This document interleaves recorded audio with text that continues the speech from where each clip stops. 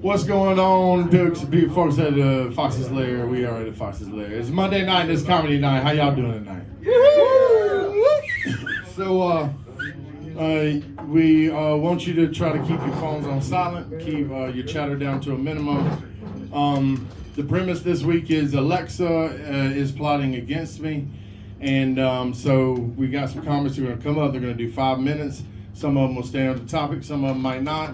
We'll see. And then I'm going to go back and forth with them. Judges will comment. We'll move on. And at the end of the night, we got our headliner to be Cedric Trap Whitlock. Yeah. Yeah, so I'm excited about tonight. We are videoing this, so I'll be sitting here. And if you want to not move past the Bob Marley sticker on the ground, and then go past this, the what do you call those things? Stools. You'll be in the frame. And you can step here too, but you'll be in the frame as long as you stay in this little circle. Otherwise, I'm gonna put your shit on the editing floor. I got a new shirt today, on today, and it's of Elf, Will Ferrell dude, and he's saying son of a nutcracker. And I haven't worn a colorful shirt in a long, long time. I'm trying to break out of my black, going to a funeral all the time phase. So, we got Patrick Hunter. This is your third time, right? You ain't been moonlighting anywhere else yet? Yeah, okay then, sticking with it, all right. So we're gonna see how Patrick does. Everybody give it up for Mr. Patrick Hunter.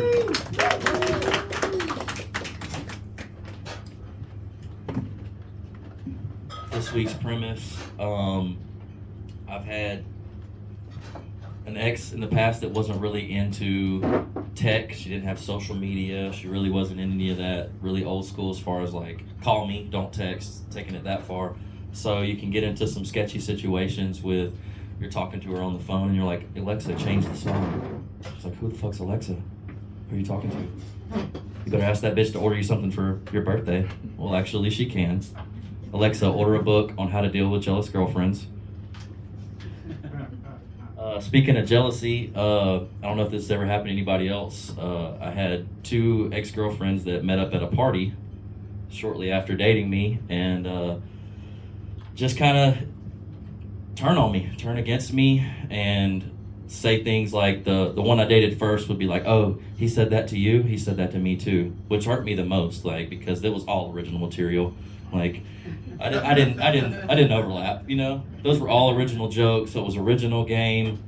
You know, it just hurt my feelings, you know? I was already hurt about losing, you know, two that I really liked. I really liked them, you know? I mean, that's hard to say. You shouldn't say that. I like them. That looks bad. But speaking on girls, like, I don't know if you've ever been on the dating sites and you're swiping and then there's those girls that have pictures of all 3 of their friends with them and you don't know which one it is. And you're like, all right, just swipe. You know, it'll be all right. And it reminds me of the Spice Girls song, You Want Me, You Gotta Be With My Friends. It's like, okay, we'll just risk it. We'll risk it for the biscuit. So I do karaoke DJ on the side. I like to sing. I like to get up in front of the people. And you see some interesting and entertaining things. But by far my favorite style of karaoke person, especially at contests, is what we call the drunken master. Somebody who's like slumped over in the side, and then he gets up there and he just absolutely kills it, like the lights come on. And then right when he gets done, he goes right back to just, I do good, you know? And so one more, like, we've heard a lot of stuff, but what's a joke that sounds dirty, but only if you really think about being dirty? And it's, why was 6 afraid of 7? Because 7, 8, 9. You know what I'm saying? Like, if 7, 8, 9, then okay, I see you. 7, 8. You might be an 8 now, 6. And I do got a new girlfriend, so I'm new boo goofing out here. But she's a bookworm. She likes to cook. She likes to clean. She goes out once a month. And I'm like, ooh, that's wifey material right there. But she is a bookworm. So I told her, I was like, bust that book open for me. Yeah. So we've all heard of the term handsome, but I don't know if y'all know the technical meaning of handsome.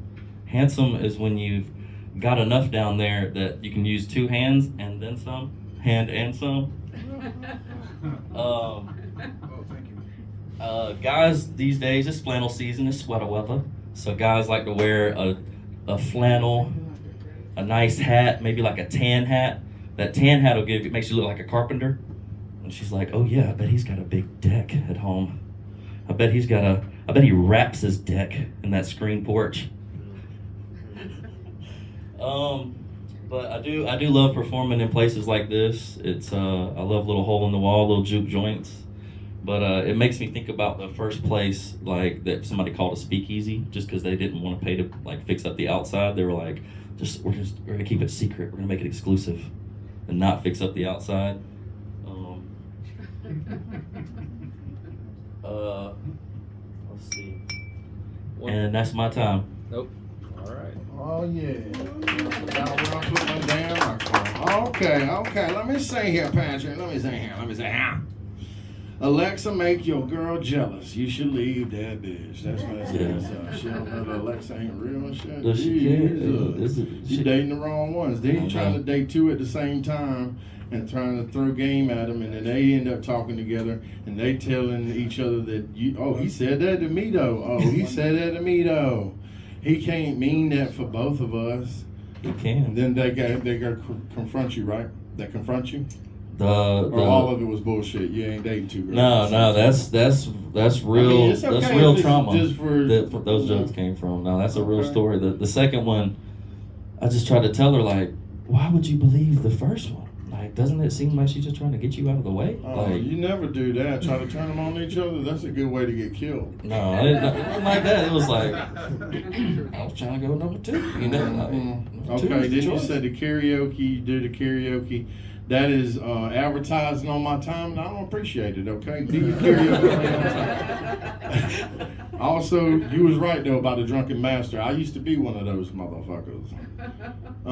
Also, why are you looking at me so much? Don't look at me. Look at them motherfuckers. You're right. Looking over real hard. All right, that's a new thing. I'm like, Are y'all looking at me? I'm saying, like, I was like waiting for him to lift his lips. yeah, I'm I'm serenading Happy by accident. My bad. And then the puns, oh man, come on, man. Right. Shit, man. But this place used to be a speakeasy back in the day, real for real. No joke. This neighborhood was called Pinch Gut back then, and it was where all the workers lived down here, and it flooded all the time because the dike wasn't out there. And then what happened was they used to come down here and knock on the door, and they'd have to say lickety split or some shit like that, and then they could get in here secretly. They've been having alcohol in here forever, even when it wasn't allowed. Shit, that's good. All right, well, what you got to say, Jamal? What's up with that? Yeah, I will say when you started off with the Alexa shit, and you were saying about how you can order me a girl too. Order me, that shit was actually kind of funny, and I thought you was gonna kind of I needed keep more. feeding off of that. Yeah. It was like here, back and forth. Some of it was funny. I just say, like he said, work on not staring at us the whole time. Right. I got a little uncomfortable. I wasn't sure what focus on people over there. I was like, I thought I got set the fuck up tonight, but like, is this nigga judging me? Looking dead in my eye. I thought my pants was loose enough, but nah. But other than that, man, you just keep working on it, bro. Thank you. Right on. What you got to say, Cedric? Now, I thought his stage presence was, pretty good. We could tell you like do karaoke, you know what I mean? Yeah, we can tell. We can tell, man. Yeah, he advertising and shit, you know what I mean? Hold the microphone like this and but shit. I still haven't fixed the microphone thing. You know, I didn't think about it till after.